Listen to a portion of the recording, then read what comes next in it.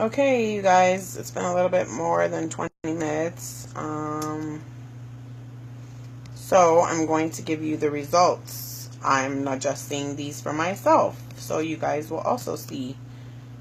Those who missed the first part, I suggest you watch the first episode, part 1, and then you will see what's going on. So this is part 2, the follow-up, okay? And again, my wonderful cameraman will be my son.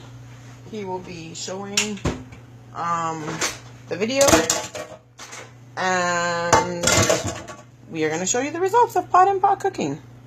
The Alexander team here. Okay. So, earlier I showed you guys rice and veggies, okay? I'm going to get my little mitts that I love to use from Manitoba. These are my microwave mitts, and they work wonderfully for my Instant Pot, since I don't even use a microwave. And these came from Manitoba, the Human Being coffee shop at the Forks Market. Okay? And I'm going to use these to remove all of this. Whoa, that's hot. See? Okay. Turn this off.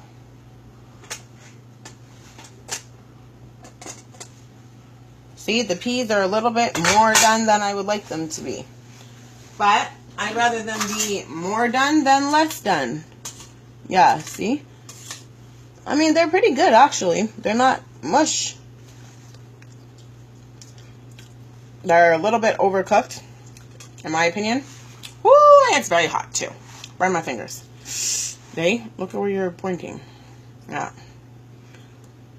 But these are fresh shucked peas from Costco. And these came all the way from Venezuela or somewhere. Why did they come from? Venezuela? It's hot. Oh, baby. Okay, so that's the peas. Alright? Now, since I see how well they got done, I personally, next time, would probably wait and put these in on the keep warm. So just do your rice and then put these in to keep warm after. And the keep warm temperature with the steam, as you can see, this is still really hot, would probably cook those peas through. And this is the rice, okay? All the time you guys are complaining about rice. Rice, rice, rice, rice. No mushy, no sticky, no whatever. Use a fork, fluff it. I'm using a spoon because that's what's close. And there you go. Perfect basmati rice, okay? There's no issues here. This is pot and pot cooking, okay? Now, I need to go feed my amazing little children. But you guys get a glimpse as to how to do some things. So, again, this was 2 cups of basmati, washed, rinsed, salted, oiled, in my tiffin. This can hold up to 3 cups. We have done 3 cups of rice in this tiffin. And these are the peas. The peas did, as I say, get a little bit overcooked. You can see. I mean, they're still pretty green. Some have burst open, as you can see.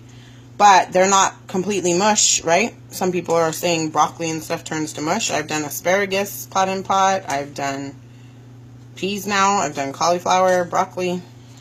So, there you have it. Okay? Thank you guys who watched. Those who missed the first episode, go back. It's all on the wall in the group, and you can watch it again anytime you like. And I'm going to go serve my dinner now. We are having pork chops, rice, and this, and a su choy salad. So, I will see you guys in the group. If you have any questions, feel free to comment on this thread, and I will answer them when my dinner is done. Cheers! Thank you! One love, much love, Chef Naomi. So, thank you guys for watching. Much appreciated. I hope you learned something today. I hope I was able to give you guys some insight and some of my own expertise as to how to successfully handle pot and pot cooking. Okay? I will try some other things down the road and show you guys how to do some more fancier stuff like meat and rice and veggies, or something else. Okay? Thank you for watching, group. Much love. Chef Naomi.